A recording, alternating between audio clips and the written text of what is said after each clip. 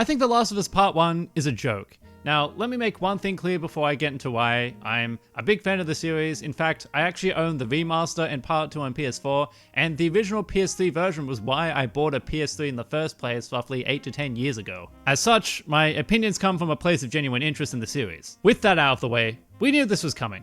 There were rumors of a remake a fair while ago, which was pretty confusing to me. It seemed way overkill to remake a game that 1 is less than 10 years old, 2, the game already has a remaster on PS4, which can run on PS5 and also is less than 10 years old, and 3 is, according to the public, a fantastic game which suggests you don't really need to make a remake at all. The third point rings very true for me, as I currently consider the game to be a must-play, and I don't think there needs to be any changes whatsoever. The term remake suggests that they're going to alter technical as well as creative decisions, which could impact how the game feels to most people, for better or for worse. When you're sitting at a 95 and a 9.2 user score on Metacritic and have one of the highest selling games of all time, an act like this seems almost delusional. We didn't really have a strong justification at this point, which didn't really matter because Naughty Dog hadn't even announced the game yet, so it didn't really matter, but still, it would have been good to understand where they were coming from. Fast forward to Summer Games Fest this week, and Naughty Dog finally showed what this remake will actually entail. To summarize the PlayStation listing, the game has been rebuilt with all the latest tech engine from Naughty Dog, with modernized gameplay mechanics, improved controls, and expanded accessibility options, while also keeping faithful to the original experience. This means they pretty much updated the graphics, fixed the gameplay up to be a little bit tighter, built some accessibility options, but didn't change the overall story.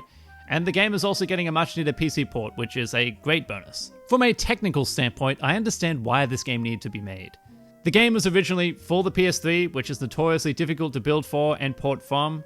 Speaking with Edge about The Last of Us Remastered on PS4, Neil Druckmann was quoted as saying, "We expected it to be hell and it was hell." I think it's completely reasonable to rebuild the game entirely from scratch, as it would allow the game to be better preserved and potentially get ports or cloud releases without much trouble in the future. As such, this really isn't my main problem with the game.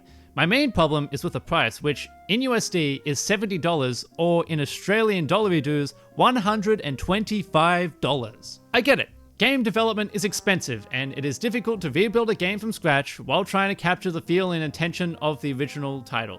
However, there is no way that this game is worth more than the cost of the 2, and I repeat, 2 already existing releases. In fact, if you own a copy of the PS4 remaster, you can play it right now on your PS5, and it may not look as detailed or graphically advanced as this remake, but it will look pretty damn good. Are you seriously going to tell me that this remake, which for most people is just the graphical update, is worth more than the original cost of the PS3 or PS4 version? Absolutely not. I would be more forgiving if this was 20 years after the release of the original game, or even if they offered some kind of discount for those who had the PS4 copy, at the very least.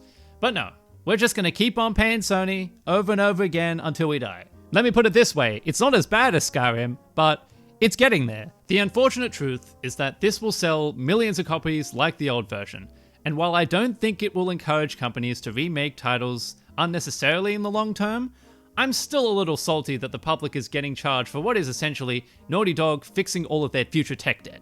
If you're a PC player looking forward to playing this for the first time, this video is not directed at you. Pick up the game whenever it's out and have a great time. Otherwise, don't support this release on PS5, not at least until it's discounted on PlayStation Hits or whatever. That's it for me, this has been Hawkey, and don't support this joke of a game. Please, take it easy.